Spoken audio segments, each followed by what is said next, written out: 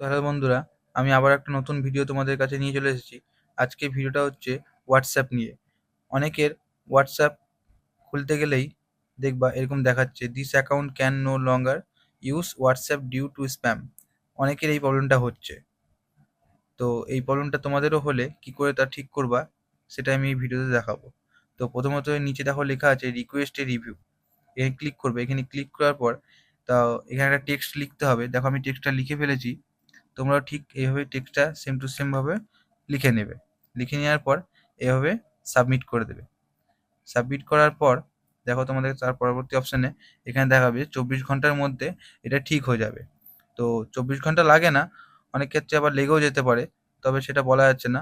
তবে অনেক ক্ষেত্রে 1-2 ঘন্টার মধ্যে তোমার নাম্বারটা ঠিক ভেরিফাই করে নিয়ে আর আবার আবার আবার হোয়াটসঅ্যাপ তোমার আগের মতন চালু হয়ে যাবে। তো ধন্যবাদ।